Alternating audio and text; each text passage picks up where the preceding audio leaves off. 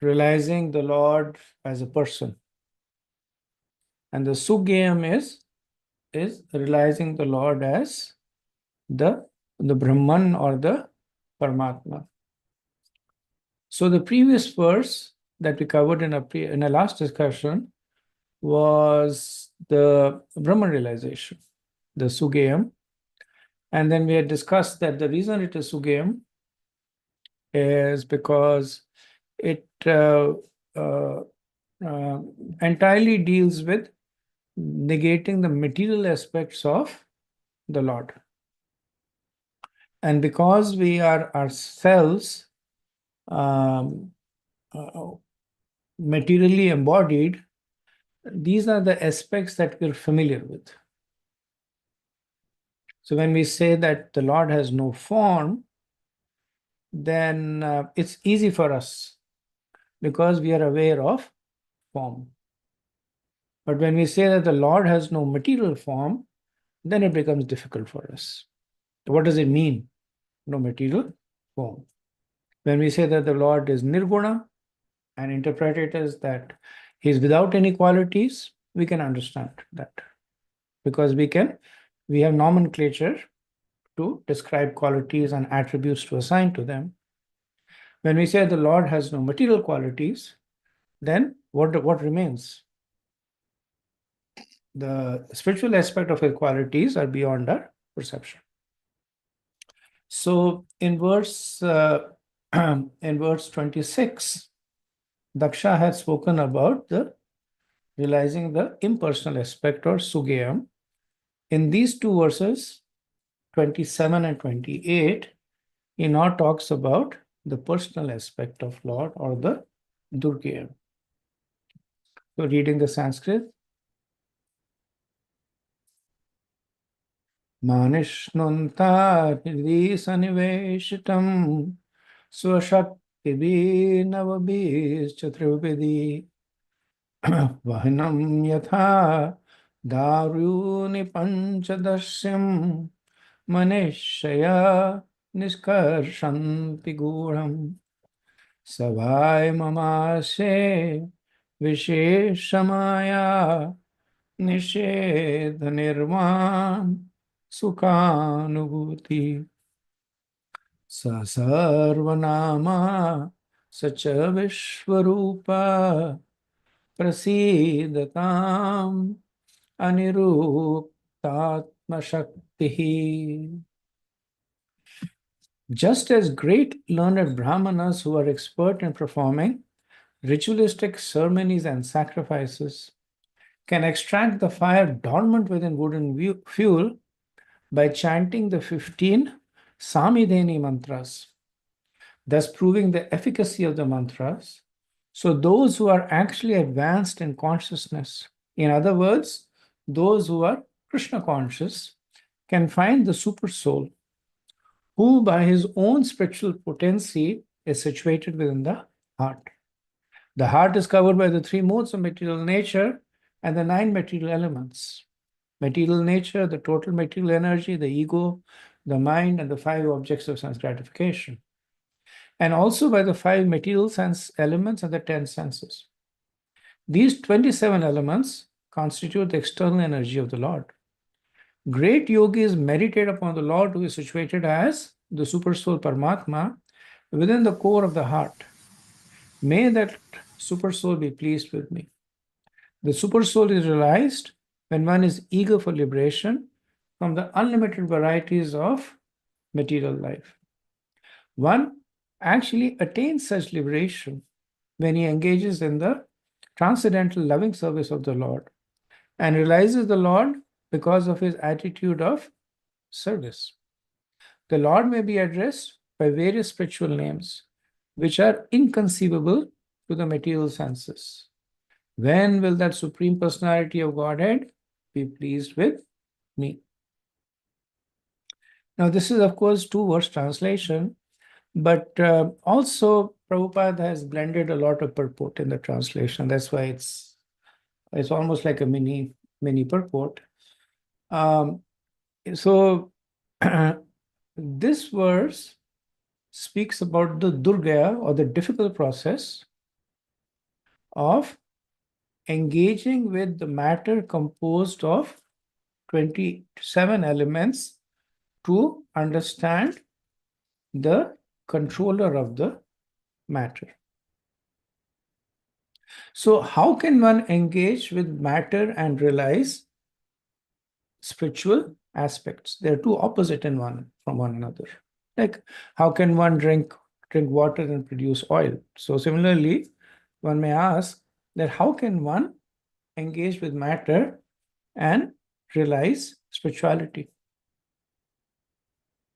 So the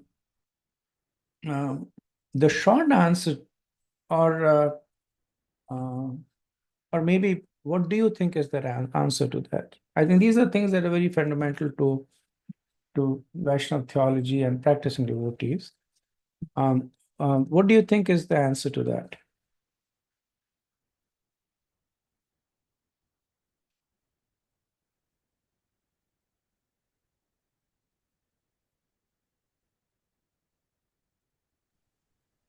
Hare Krishna, Prabhu. Matter and spirit are both energies of the Lord. So, the example that Srila Prabhupada gives, electricity can be used to heat a room or cool a room. So, it's a matter of understanding the source, and therefore that matter can be converted to spirit too. Very good. So, uh, an extension to that would be that the reason that matter exists separately from the Lord is not because it is separate from Lord, but because we perceive it as separate from Lord.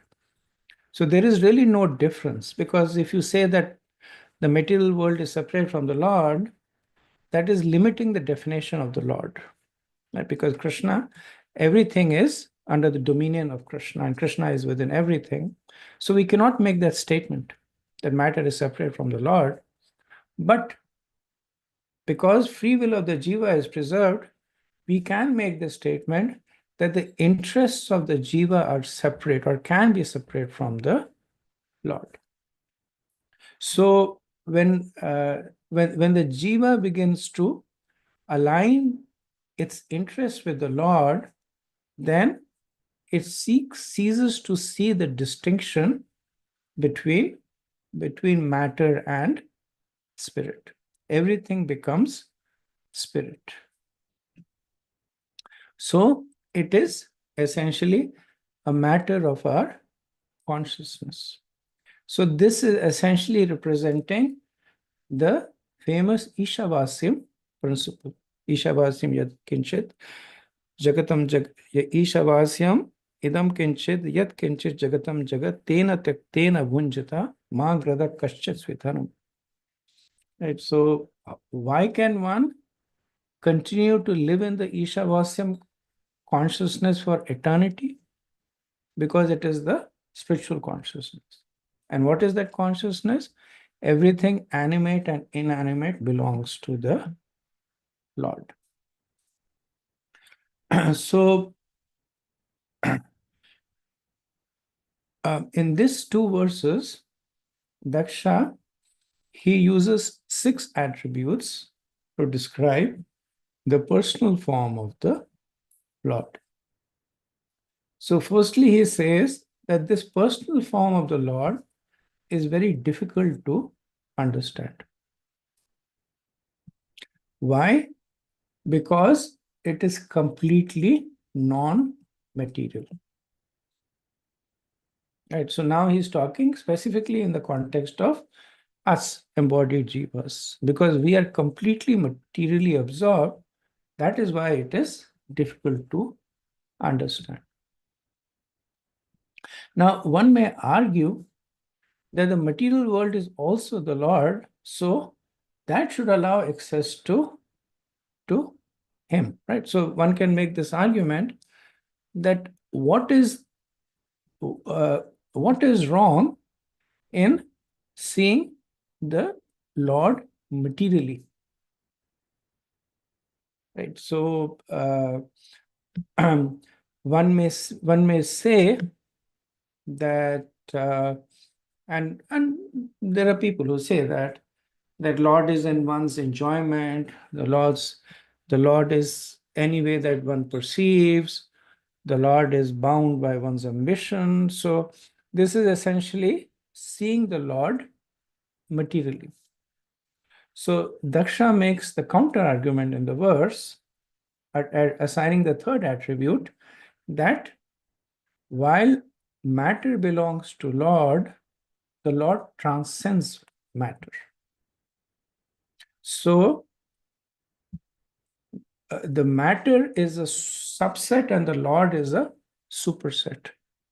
That is why exclusively looking at the material existence, one can never understand the Lord.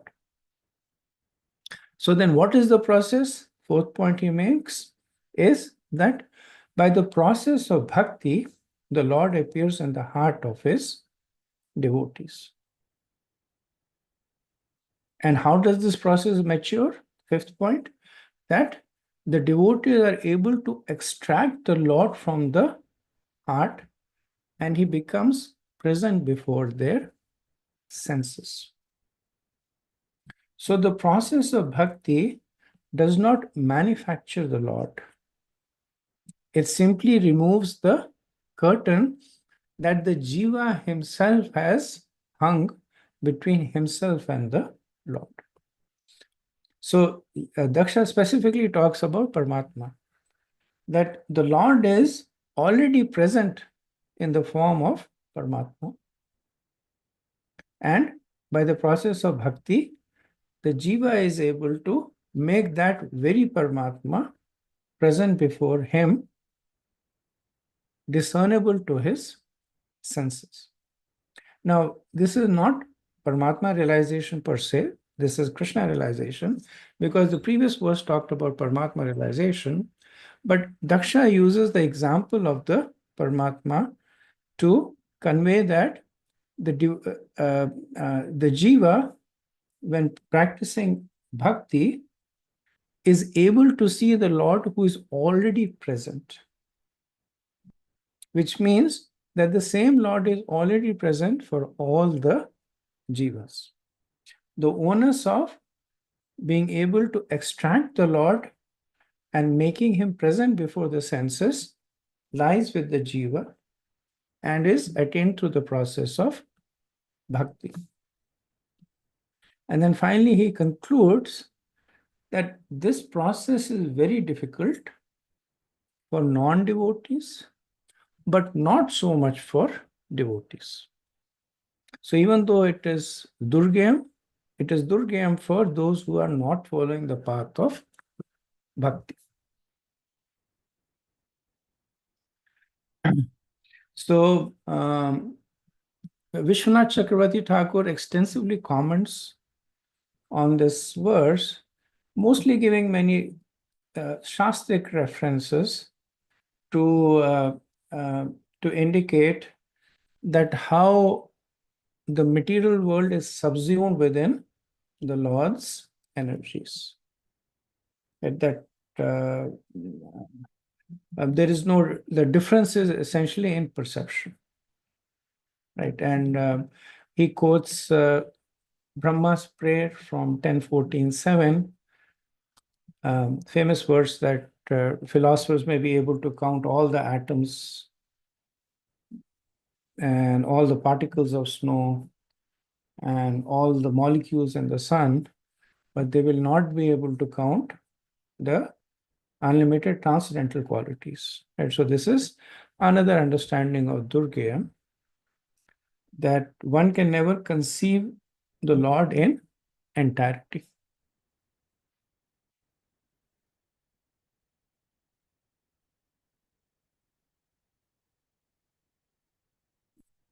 So Srila Prabhupada, he emphasizes on the point of the potency of bhakti. And Prabhupada quotes this verse that is one of the frequently quoted verses by Srila Prabhupada, 1855, Bhakti Amam Abhijanati Yaman Yaschasmi Tattvatra, that the Lord can only be understood by devotional service. Right? And many verses, I think almost 10, between Vishnu Chakravarti and Srila Prabhupada, almost 10 verses are, uh, uh, are quoted to substantiate this point, that the only way to realize the Lord is by devotional service. How are the devotees able to extract the Lord from the heart?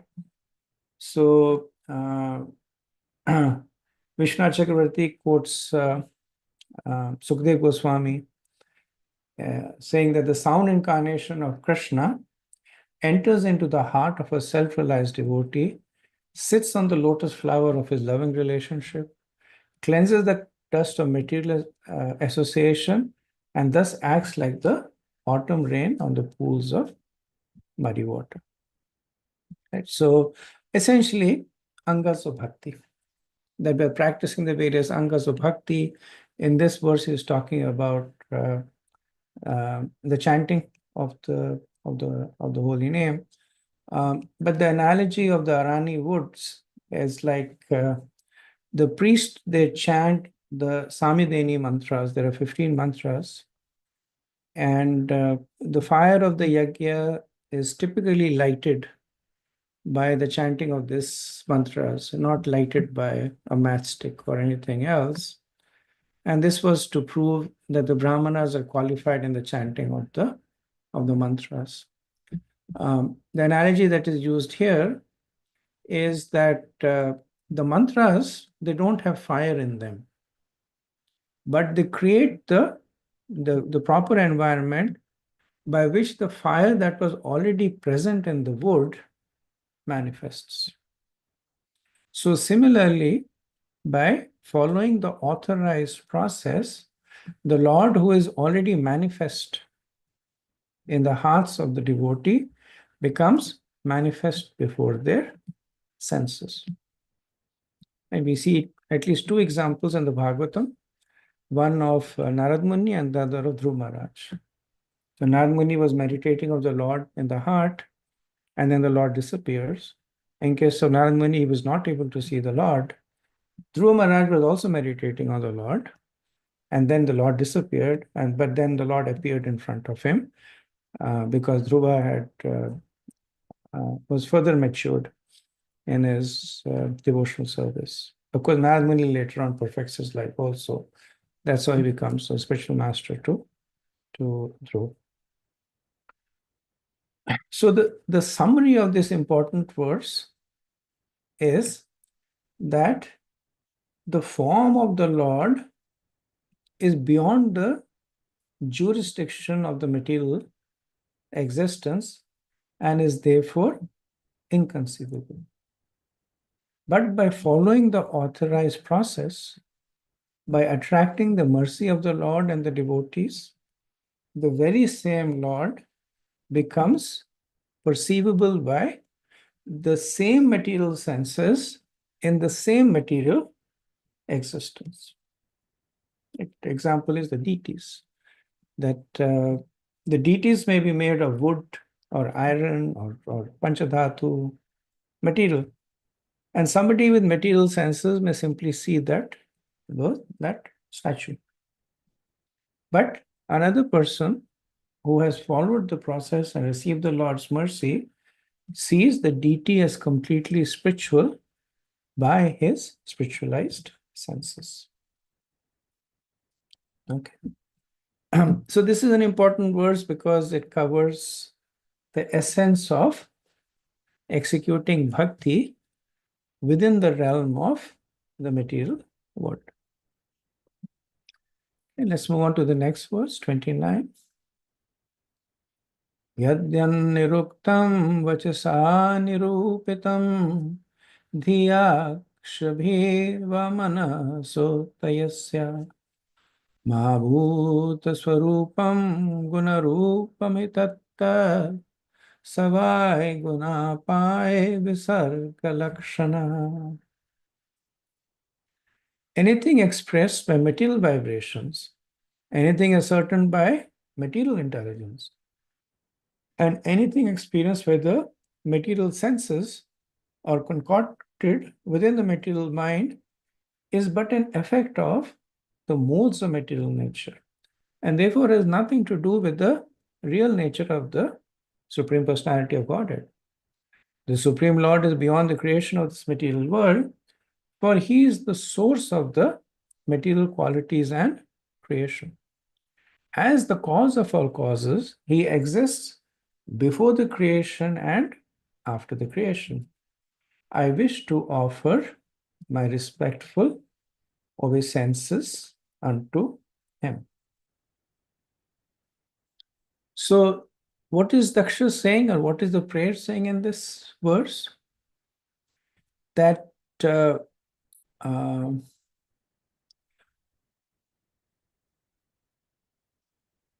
so in two verses down, in verse 31, Daksha will say that I offer my obeisance to the Lord, whose form is not what is indicated by words. So the Lord cannot be defined by words because all his forms are beyond modes. He who creates and destroys is the Lord. He creates and destroys the gunas. He exists before creation and he exists after destruction. Now, this verse is apparently contradicting the previous verse, wherein it was said that matter can be used to attain the Lord. Right? So, there, Srila Prabhupada and Vishwanath Chakravarti Thakur had given the explanation that is offered by this verse. Right? That essentially, that considering that material energy is actually a perverted form of the spiritual energy. So the first half of the verse reaffirms this point that matter, the Lord transcends matter. So when he says that anything expressed by material senses, concocted with the material mind, is just the effect of the three modes, and it has nothing to do with the Lord, right? Then the second point is why? Because the Lord exists before creation and after destruction, right? Which means that he creates matter and he destroys matter, which means that he himself is not bound by matter. Otherwise, he would be created when matter is created and destroyed when matter is destroyed, right? So he makes this point that the Lord has nothing to do with uh, uh, uh, with matter.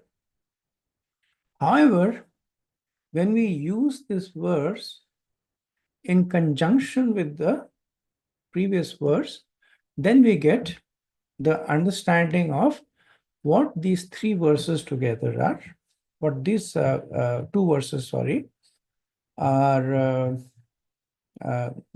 three verses are trying to say that you can never achieve Lord through matter, but you can always achieve the Lord through matter as long as you consider the matter to be an energy of the Lord. Right? And putting it differently, that as long as you consider the Lord to be material, you can never understand him. But when you consider the Lord to be spiritual, and most importantly, when you consider the material world to be a manifestation of his. So this negates the whole impersonalist aspect, because the impersonalists, they reject matter as having nothing to do with the Brahman. But the point that Daksha is emphasizing here is that you reject matter as the exclusive means to attain the Lord, but when you accept the matter as an energy of the Lord, then it also becomes the exclusive means to attain this Lord. So, the mantra 8 of Isopnishad, so these 3 verses we can see are reflected in 2 verses of Isopnishad, the first and the 8th. The first is the Ishavasyam that I spoke about, and the 8th is that how the Supreme Lord is fulfilling everyone's desires since time immemorial, which means that nothing is separate from Him. Our material desires are also fulfilled by the Lord. So, when our desires become spiritual, then they're also fulfilled by the Lord. So, the source is always the same. The only thing that changes is our conception. So, Vishwanath Chakravarti, Prabhupada doesn't dwell too much on it. Vishwanath Chakravarti, he quotes several verses from the various Upanishads where this verse is specifically contradicted. And he quotes Katha Upanishad, where it said that the Lord can be seen by concentrated intelligence. Brihadanakya Upanishad, Manasa evam dudrishtavya, the Lord is seen by the mind. Brihadanakya Upanishad, Atmava Arimantavya, the Lord should be contemplated. And then he quotes the opposite. He quotes from Srimad Bhagavatam 2-36 that it is essential that everyone should hear, glorify, and remember the Lord. Then he quotes from Bhakti Rasamrita Sindhu, Atasa Krishna Nama Adina Bhavedgraham Indriya, where material senses cannot perceive him, but spiritualized senses can perceive him. So, reconciling these two, he basically comes to the same conclusion that, which essentially is the main point that is being made by the Hamsa Guam prayers, that the difference between material and spiritual is the jiva's conception. Everything connected to the Lord is spiritual. Srila Prabhupada writes in the purport that Daksha very carefully points out that material designation cannot be names of the worshipable Lord. Yad yan nirukutam vachasa nirupitam. Nirukta refers to the Vedic dictionary. So one cannot properly understand the personality of Godhead merely by picking up expressions from the dictionary. In praying to the Lord, Daksha does not wish material names and forms to be the object of his worship. Rather, he wants to worship the Lord who exists before the creation and after the creation. So naturally, before the creation means before there were dictionaries and before there were names.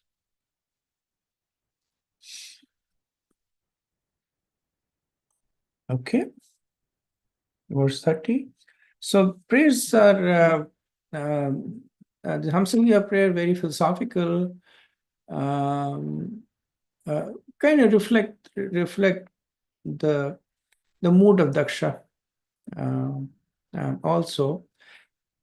And later on, we'll see that even though he's glorifying Bhakti, his mood is actually a little bit different. But the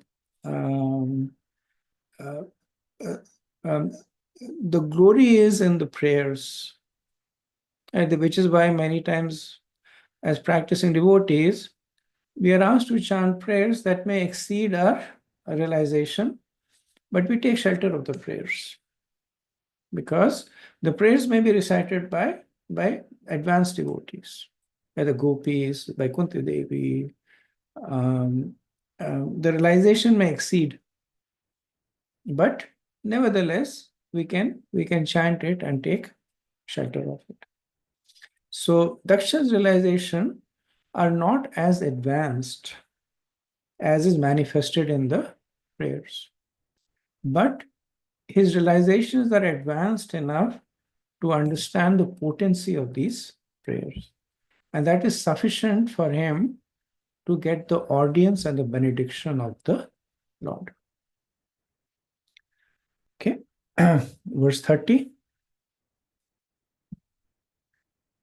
Yasmin yato yena cha yasya yasmai yadyo yatha kurute karyate cha paravaresham paramam prapya prasiddham tad brahma tadhetur ananyadekam.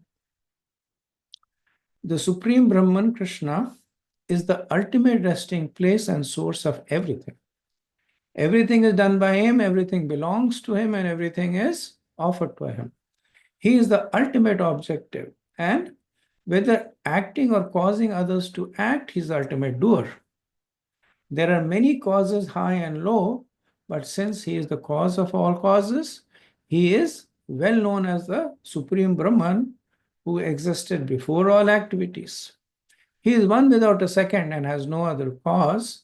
I therefore offer my respects to him. So, from the previous verse, one may say that if the material elements are not the Swarup of the Lord, does that indicate an incompleteness of the Lord? That there is something that does not belong to him. So Daksha has been negating that consistently in the previous 3 verses. In the previous verse, he spoke about how the Lord exists before and after the creation, which means that he is independent of the creation. But being being a jnani, he also wants to close this loophole completely, because a logician may argue that the Lord may exist before or after creation, but still that point remains that the creation has nothing to do with the Lord. That I may come before another person comes, and I may leave after the person leaves, but just that does not mean that that person is being created by me. So here he uses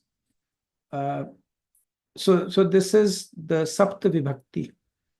So Vibhakti is essentially what's it known in English? It's known as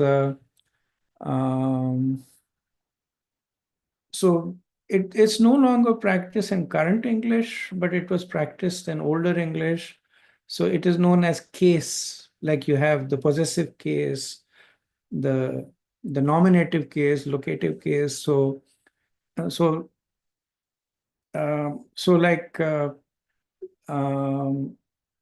saying thou, like thou, this, thine. So we see that in medieval English, where pronouns can have several forms. In Sanskrit, there are Sapta Vibhaktis. There are 7 cases. For example, saying that the car is me and the car is mine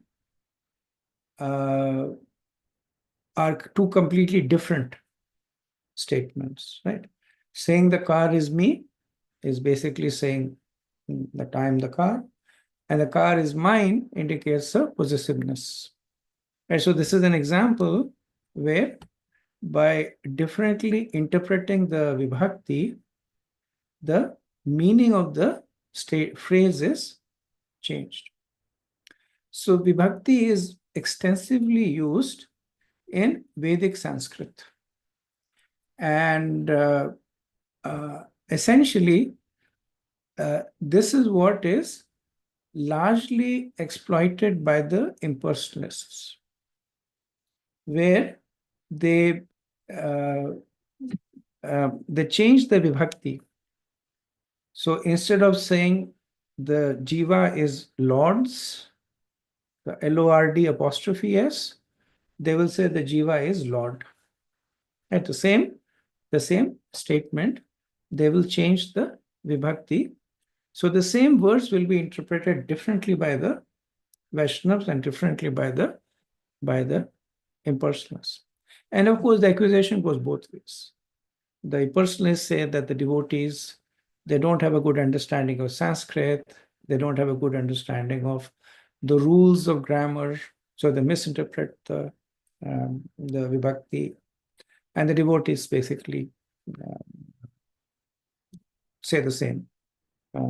So, like for instance, the Mayavadis say Tattvam Asi, right? So Tattvam Asi is interpreted as I am that by the impersonalists. Now, when Shripad Madhavacharya, he writes an interpretation of Tattvam Asi, then he changes it from the Pratham to the Shashti Vibhakti, from the first to the sixth. So the first is I am that, and the sixth is I am that's. So I am that apostrophe S. I am that's. So possessive case, which basically then means I belong to Krishna. So Tattvamasi is interpreted by the impersonalists as I am Krishna, I am that, and by the devotees as I belong to Krishna. So back to the verse. So in this verse, all the 7 vibhaktis are used to establish the position of the Lord. Right? So, Daksha says Yasmin. Yasmin means in whom, which means that in the Lord or the supreme place of repose. And this is the locative case. Yataha is from whom.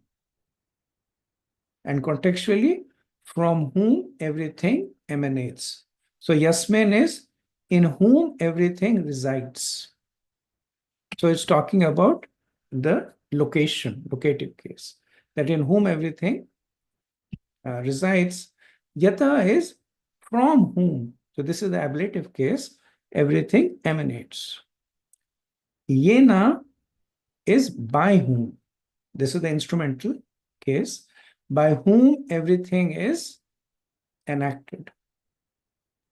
Then yasya is the possessive case, to whom everything belongs.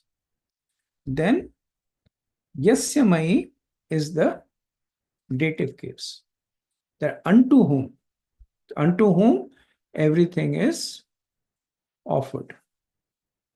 Then yata is the accusative case, which is everything. And finally, yaha is the nominative case, of whom everything is made of. So these 7 modifiers, they're explicitly used and they're applied to the common predicate yatha kurute karyate. Yatha kurute karyate means everything is done. Right? So applying these to these 5 predicates, it's like in math sometimes we have 5 times, and within parentheses we'll have 2 plus 7 plus 8 plus 9, which is the same as 5 times 2 plus 5 times 7 plus 5 times 9.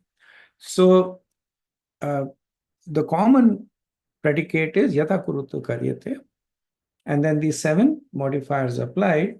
So essentially this verse expands into in whom everything resides, from whom everything emanates, by whom everything is enacted, to whom everything belongs, unto whom everything is offered, which is everything, and of whom everything is made of. Right? So what is the conclusion? That you cannot see matter separate from the Lord. Right? Because when this everything that is applied in all the 7 cases, then nothing remains. So the statement made in the previous verse that matter is also an energy of the Lord and is non-different from him is fully substantiated in a logical perspective in this verse. Okay? So the verse is establishing the conclusion that all this is Brahman. Right? So Vishwanath Chakravarti then looks at this verse as a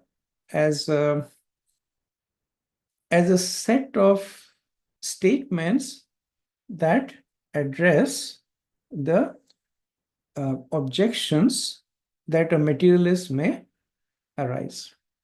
So the statement that the verse is saying that all this is Brahman. All this means that everything material and spiritual is Brahman. So one may say, why? And the answer is, he is the cause of all of them. Second is, how is that possible? Because the Brahman has always existed. The third objection is that how can you say the Brahman is the cause of everything? Because we see there are other causes. There is Brahma, there is Manus, there is our forefathers, there is material nature. How can you say that Brahman is the cause? And the answer is, of all causes that are higher and lower, Brahman is the supreme cause.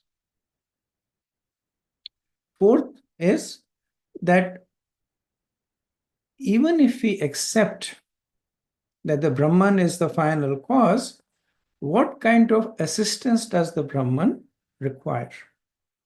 And the answer is Ekam. Brahman is alone and does not depend on anything. And the fifth is, how can Brahman be called as the only cause? When one hears about Maya, Jiva, Kal, Karma, and other causes in the universes. One hears about the 9 spiritual energies and the 3 spiritual energies and their actions. One hears about the associates of the Lord and his expansion like Vasudeva and Sankarshan. And the answer to that is Ananyat. That they are all the Lord. There is nothing except the Lord, because they are all energies that arise from his Swarup. Expansions like Vasudeva and Sankarshan are his Amsha.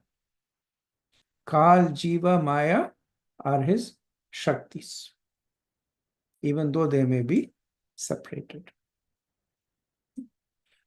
So this verse simultaneously, it establishes the unique position of the Lord and also answers any objections that one may have to that position. So Srila Prabhupada writes that if the material world were not a part of his body, then the Supreme Lord would be incomplete. Therefore, we hear Vasudeva Sarvamiti Sa Mahatma Sadurlabha. If one knows that Vasudeva is the original cause of all causes, he becomes a perfect Mahatma. Later on, Prabhupada quotes Madhavacharya, saying Krishna has no cause nor any equal. And he is one because his various forms are swamshas and vivanamshas are non-different from him. Okay. So let me do the next verse. Or maybe let me do the next two verses and then I can take a break over there. Verse 31. Yat shaktayo vadatam vadinam vai vivad samvad bhuvo bhavanti purvanti chaisham muhuratmamoham tasmai namonanta gunaya bhumne. Let me offer my respectful obeisances unto the all-pervading Supreme Personality of Godhead, who possesses unlimited transcendental qualities. Acting from within the cores of the hearts of all philosophers who propagate various views, he causes them to forget their own souls, while sometimes agreeing and sometimes disagreeing among themselves. Thus, he creates within this material world a situation in which they are unable to come to a conclusion. I offer my obeisances unto him. Now, this verse is also answering an implicit objection, right? So, Prabhupada quotes Mahabharat, Tarko Pratishta Shrutaya Vibhinna, that one who is a jnani has to disagree with others. And when there are so many opposing parties, how can one ascertain the right answer? Like Prabhupada says that there are Dvaitavadis, Advaitavadis, Vaisheshikas, Mimamshas, Mayavadis, Swabhavavadis. Each one of them oppose the others. Similarly, in Western countries, there are many philosophers with different views of creation, life, maintenance, and annihilation. Thus, it is undoubtedly a fact that there are countless philosophers throughout the world, each of them contradicting one another. Right? So, a little bit of expansion on the different. So, the Advaitavadis, they cannot tolerate any type of difference. That they say everything is the same. The Dvaitavadis, they talk about 16 different kinds of substances. The Vaisheshikas, they argue on the composition or the nature of these substances. The Mimamsakas, they will agree with others but still argue with them all. The Swabhavavadis will disagree with everyone. So the Swabhavavadis are the Yato Mat Tato Pat. Right? They say that everybody has their own philosophy and they're all right. So why are all these persons bewildered, even though they may be taking knowledge from learned persons? So the verse answers that question, that the actions of Maya is the cause of disagreements and sometimes agreement among those who make philosophies and criticize others. They are forever bewildered about Atma, even though they desire to know. Right? So this verse is a little bit of a catch-22.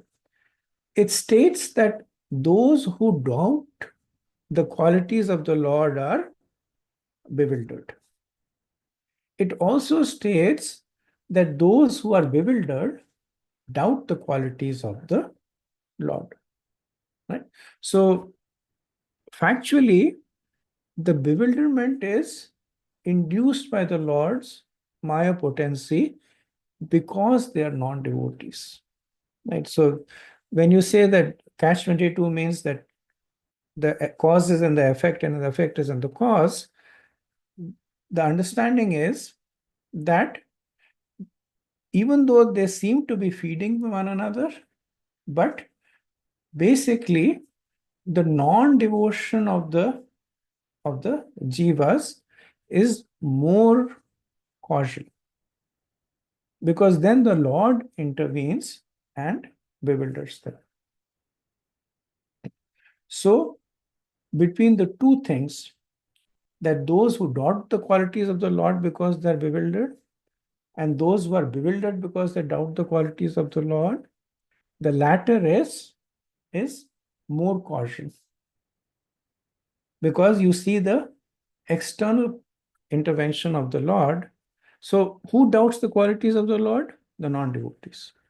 What happens to them? The Lord makes them bewildered. Right. So, and then this cycle begins. That because they doubt the quality of the Lord, they're bewildered. And because they're bewildered, they doubt the quality of the Lord even more. And then it feeds into one another. So ultimately, it means that the non-devotees are bewildered by the Lord into doubting Him. That is the Lord's reciprocation to them. Right? So, Srila Prabhupada writes that the speculators are envious of the existence of the Lord. Jagatahur Anishwaram. Their conclusion is that the entire cosmic manifestation has no controller, but is just working naturally. Thus, they are kept in constant darkness. Right. So the first is that they are doubting. So their root cause is that they're denying the Lord. And because they're denying the Lord bewilders them. And because they're bewildered by the Lord, they continue to deny the Lord. Right? So Prabhupada is giving this from a practical perspective. So this means that those who are envious will never be able to appreciate the true qualities of the Lord. When they're envious, they see that the goal is to serve the Lord and they are not able to relate to it. They immediately begin to speculate to come up with a different conclusion. And because of this envy, the Lord becomes envious of them. And his envy manifests as extending his illusory energy more over them.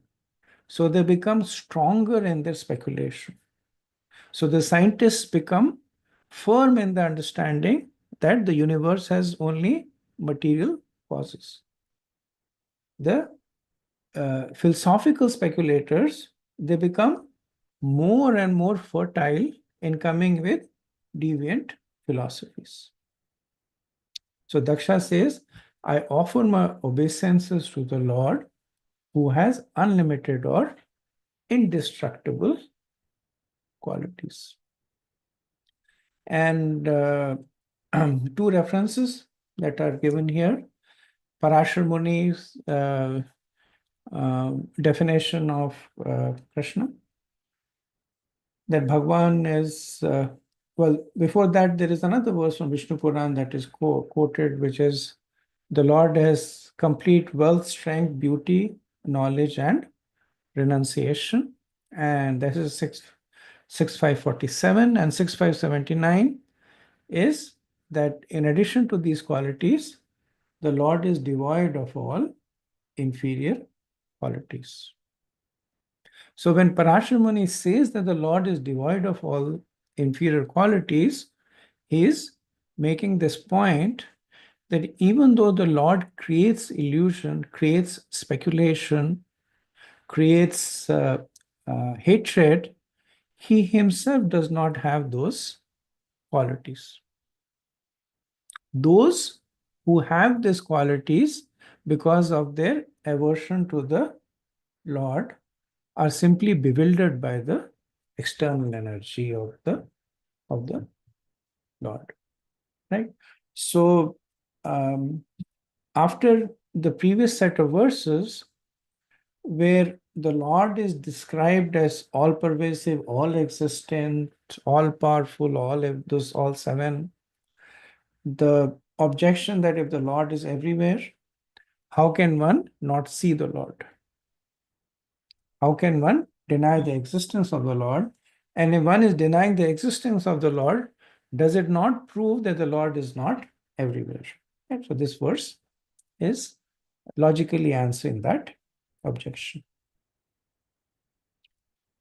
Okay, so let's go on to verse 32. Astiti nastiti cha vastu nishthayo ekastayor bhinna viruddha dharmano avekshitam kinchan yoga sankhyayo samam param ayanukulam brahattat. There are two parties, namely the theist and the atheist. The theist who accept the supersoul find the spiritual cause through mystic yoga. The Sankhyaite, however, who merely analyze the material elements, come to a conclusion of impersonalism and does not accept a supreme cause, whether Bhagavan, Paramatma, or even Brahman. Instead, he is preoccupied with the superfluous external activities of material nature. Ultimately, however, both parties demonstrate the absolute truth because they offer opposing statements. Their object is the same ultimate cause. They are both approaching the same Supreme Brahman to whom I offer my respectful obeisances. So, this is a very interesting verse um, because if you look at it, those who are atheists, they are defining their existence with respect to God.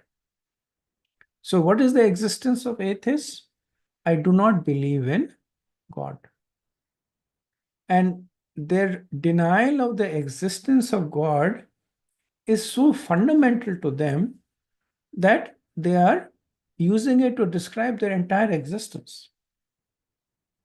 So, if something was not important, so let's assume I say that I do not believe in black holes, or I do not believe in relativity. So I might be a doubter to that, but I will not define my existence with respect to that. But the atheists, they consider God to be so important that they're essentially predicating their very existence on something that they want to reject. Okay? So, so Daksha is expertly making this point that whether they are theist or atheist, ultimately both parties demonstrate the absolute truth by, even though they are offering opposing statements, their object is the same ultimate cause. They're approaching the same supreme Brahman. Right? So, uh, uh, uh, from a logical perspective, they are both accepting God, one by explicitly accepting, and the second by implicitly accepting. Another way to understand this verse is that whether the people accept or reject the Lord, they are both making statements based on the scriptures. Right? So, Vishwanath Chakravarti says that uh, both bhakti and gyan, they perceive the same Brahman without disagreement. So one cannot use the statements of the scriptures to deny the Lord. Those who use the statements of the scriptures to deny the Lord do not understand the scriptures. In the Bhakti scriptures, the Lord is described as a person. He has a dark complexion, he wears yellow clothes, he has lotus eyes, he has four arms, he is holding a bow, club, weapons. He has forms, qualities, limbs. He has associates and abodes. In the Gyan scripture, the object of the worship does not have any forms or limbs or eyes or ears or qualities. But there is no contradiction in these two different objects with different qualities. Why? Because they both exist within one Brahman as the object of perception. So then one can say these are contradictory views. How can you say that there is no contradiction or disagreement? And then the point that is made is that the form with qualities in the Bhakti scriptures is a real form. The form without qualities in the Gyan scriptures is also a real form. So the names and forms of the Lord, such as Krishna and Ram, are not forbidden in the scriptures.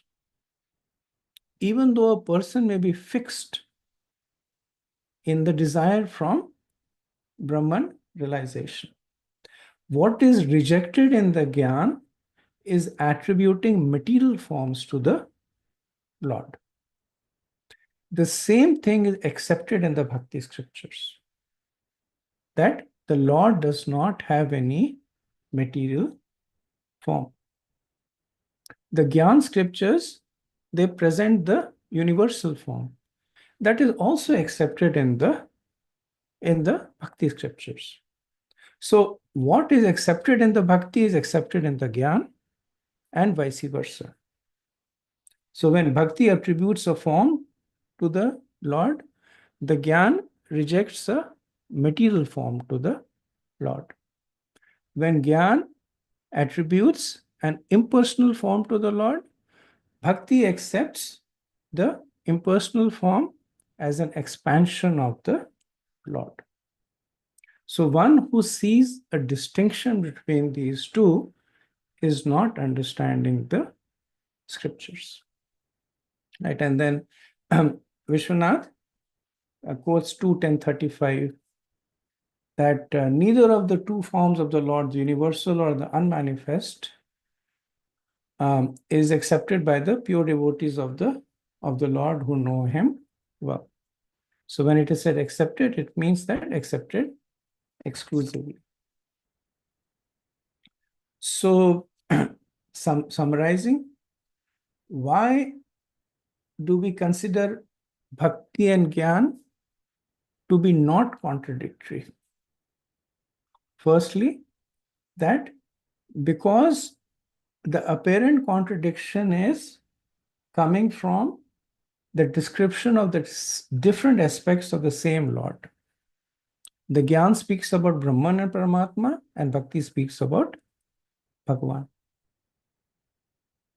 So Bhakti and Gyan are different paths to the same goal. The Gyanis follow the path of material disengagement, which is the indirect path, while the devotees follow the path of spiritual engagement, which is the direct path. Thirdly, that Bhakti and Gyan speaks to people with different levels of advancement. Those who are still not mature will find solace in Gyan, and those who have matured will be attracted to Bhakti.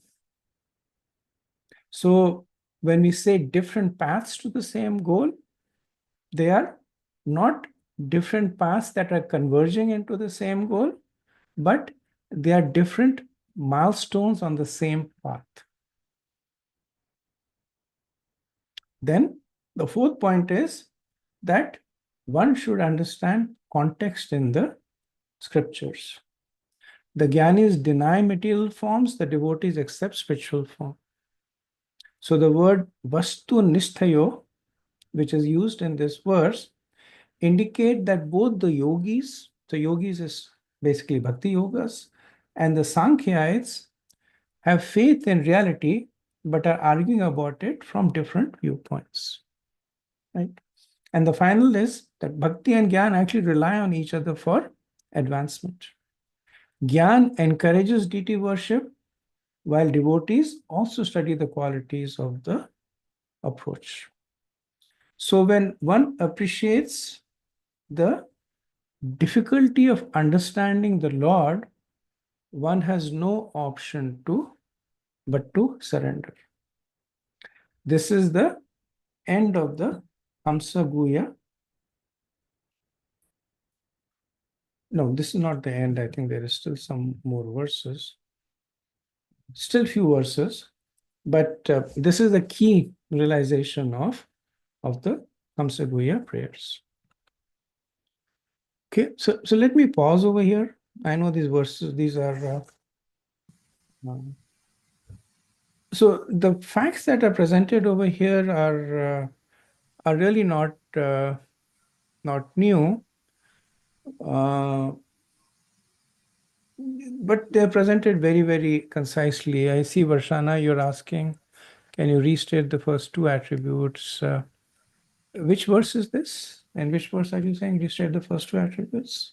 This was the earlier verse, 28 perhaps. You know, the Durgeya, I think 27, 28. Let me see, 27, 28. Like, I know the third one you said was matter belongs to the Lord. He transcends it. He is the superset and matter is the subset. Or was it 29? No, it was 28. 27, 28, right? Yes.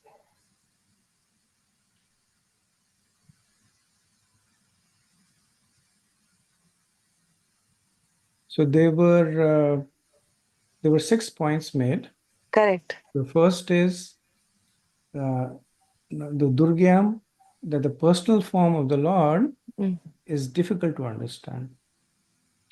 The second is that this is because the Lord's form is completely non-material and the embodied soul has only access to matter. Okay. Thank you, Prabhu.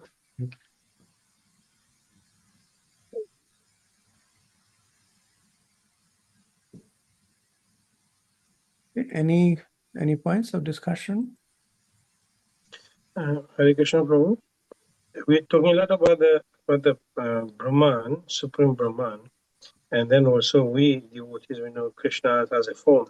And this can be concluded as a point that Chaitanya Mahaprabhu made oneness and difference, no?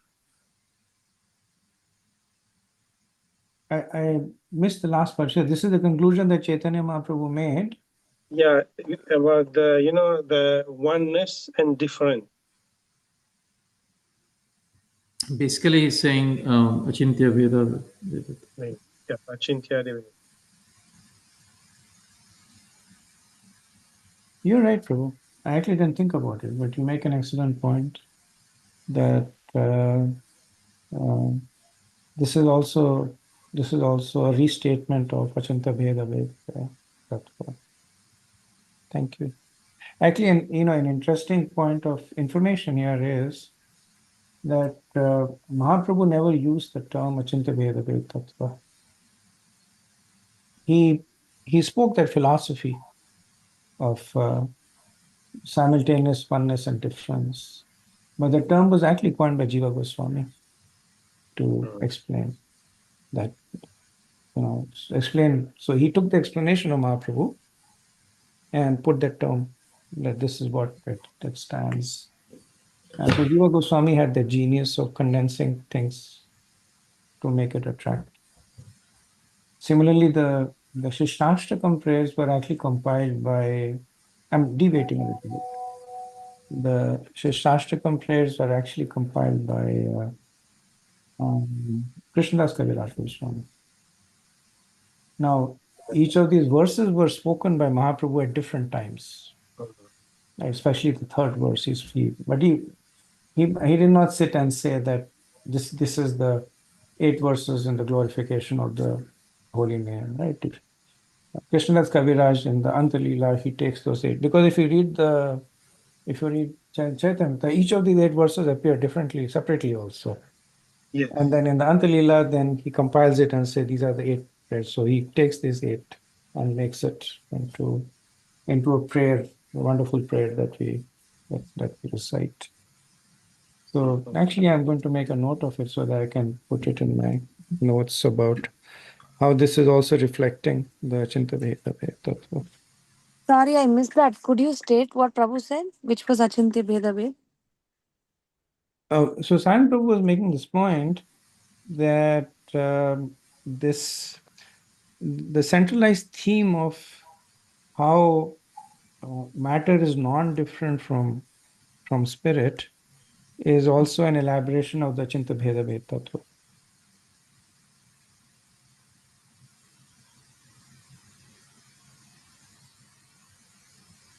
Prabhu, I had a question, or rather, I think it's been a long-standing uh, point for, like, unsettling point for me is this. Um, you had made you said that the envious can never glorify the Lord, and because they're envious, the Lord is envious of them, and that the result of is that they're further they further go into illusory energy, and they get stronger and stronger in their philosophical leanings, which is anti-Lord. So, I mean, on the one hand, we hear things like, when Gopakumar goes, the Lord says, I've been waiting for you. So there is that aspect of compassionate side to him. Uh, could you talk a little bit about that? So you're right. Understanding. So one of Krishna's name is Madhu Dvisha, right? One who's envious of Madhu, demon, and that name also has the same question answered in the purport. That Dvisha or envy, how can that be in the Lord when the spiritual world is defined as being um, um, free of envy? Um, so from a practical perspective, the envy of the Lord towards those who are envious of him is actually his mercy on them. Because if the Lord were to manifest himself in different ways to those who are envious of him, it would make their existence intolerable. So even though it looks as envy because it has those quality that manifests with envy, but in the bigger picture, it is the Lord's mercy. So when the jiva in the spirit world becomes envious of Krishna, then Krishna casts that jiva away from the spiritual world as his mercy to the jiva. Because it is said that the envy of the jiva towards Krishna at that point, it becomes intolerable to the jiva. And because we're in the material world, we can relate to itself. Think of it that you're living in a house with somebody and you're very, very envious of the person, but you have to live in very close proximity to the person. Everybody around you is glorifying that person. Every time a person glorifies that person, it's like an arrow being shot at you. Every time anybody has loving exchanges with that person, it's like fire in you. So it is the worst form of hellish existence of having to live with a person with whom you have envy, who is being appreciated and glorified with others. So Krishna reciprocates by casting that jiva away. So the quality of envy that Krishna displays is coming from compassion. Because otherwise the jiva would simply be burning on a million fires. And the second point is that if Krishna was not compassionate, then he would not accompany the jiva. Or for a jiva who is already existing, Krishna will not continue to provide him all the necessary amenities to exist. And the final quality of compassion is that even for these jivas, Krishna still allows his devotees to redeem them. So while Krishna may display envy towards him, these days and Varshana, I think you may have attended Maharaj's seminar on Madhuri Kadamni, right? Yeah, yes, Prabhu, I heard it. Okay, so I'm hearing the recordings, and actually, coincidentally, today morning somebody asked a very similar question to Maharaj, and Maharaj says that the fact that Madhyam Adhikaris, they're ordered, they're enjoined, they're instructed to preach is Krishna's mercy. That you go and preach. Who do you preach to? You preach to those who are envious of Krishna. So Krishna is not directly approaching them because they would only increase their offenses to Krishna.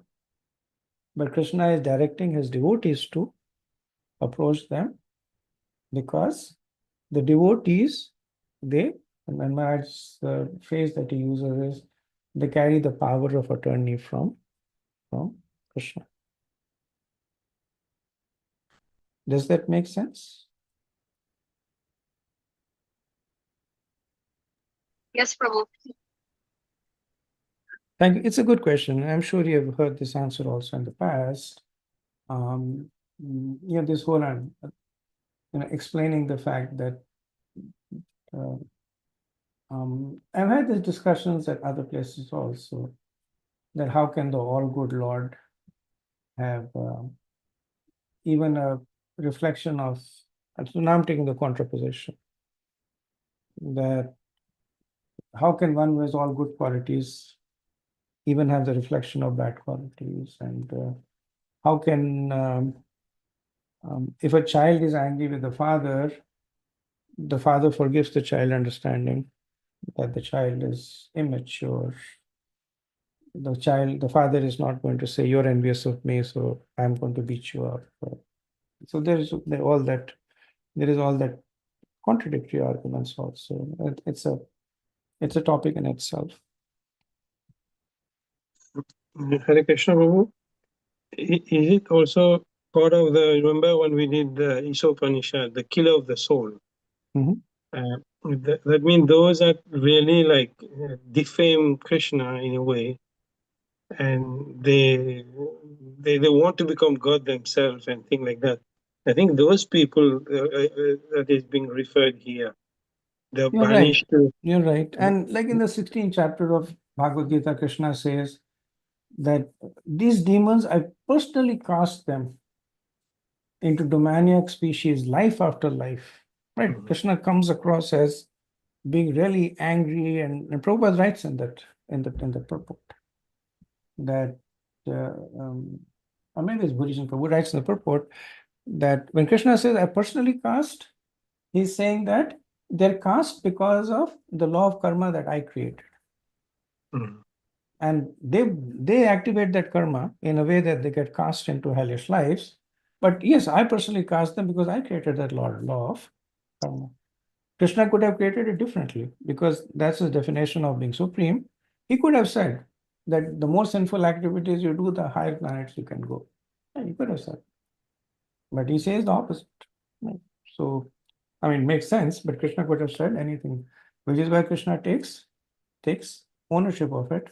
But the purport is that Krishna takes ownership of the system that he has established in a way that benefits the soul the most in the position that the embodied soul is. That a jiva who is inclined to demoniac life will actually take pleasure in being cast in the womb of demoniac entities. Right. So for them, it is a benediction. Prabhupada often uses the example of the pig and the stool, that anybody looking at it will say it's abominable, but the pig is happy. So that's the crux of the law of karma. Yeah, thank you, Prabhu. Okay. So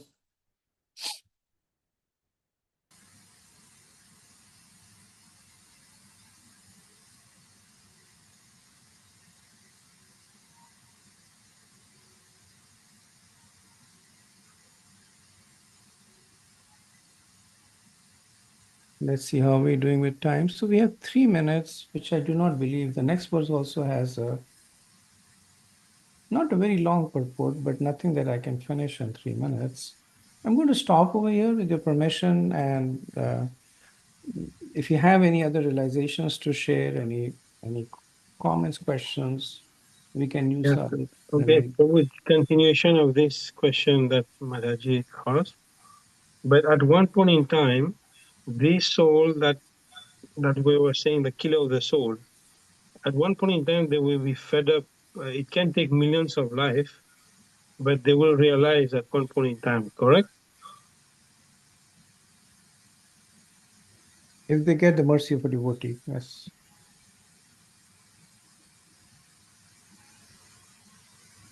Yeah. I mean, there will be an end. There will be not perpetually, I don't know, infinitely or perpetually cast in the darkness region.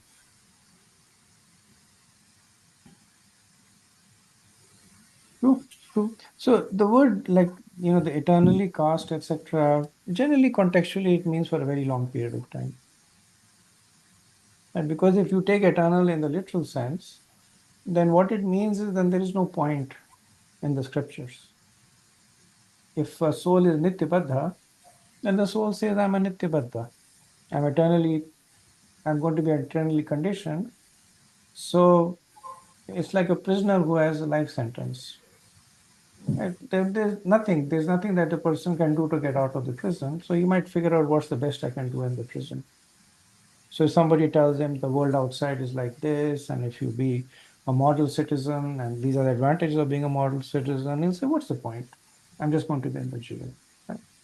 But Nitya is generally used as understanding that for a very, very long period of time, and that period of time can always be terminated by following the injunctions. Right? So souls like us that are called Nityabaddhas, and of course, if you have to go in the slightly contentious part, within Vaishnavas, there is a school of thought that subscribes to the notion. Now, this is completely against what Prabhupada says, but there is a branch of Vaishnavas who subscribe, Gaudiya Vaishnavas actually, who subscribes to the notion that Nityabaddha refers to souls that appear in the conditioned world, but have the facility to go back to the spiritual world. And there are souls that appear in the spiritual world that never come down to the material world. So they base their argument on the premise that when there is all perfection, imperfections cannot arise. So in spiritual world, there is all perfection, and we cannot arise. But when there is imperfection, perfection can appear if it is imported. So that is why the Lord comes, that is why his representatives come. They carry perfection with them. And then they approach the Nityavattas and they create perfection. And then But the Nitya do not have the ability to go to the spiritual world and teach people over there the time for you to become envious of Krishna or whatever, right? So again, this is one philosophy within Gaudiya Vaishnavas that is completely rejected by the followers of Srila Prabhupada. As Prabhupada clearly makes the point that all the jivas originate in the spiritual world, and a small portion of them, because of their free will, they develop aversion to the Lord, and thus they come down to the material world. And that's the philosophy that we subscribe to. Thank you, Prabhu. Okay, so we'll end over here. Thank you so much. पाञ्चकल्पतरुभ्यश्च कृपा सिन्धुभ्येव च पतितनाम पावनेभ्यो वैष्णवेभ्यो नमो नमः। अनंत कुल वैष्णविंद की जय, शिला प्रभुपाद की जय, निताय गौर प्रेमानंद। हरि हरि बोल। Hare Krishna. Thank you very much.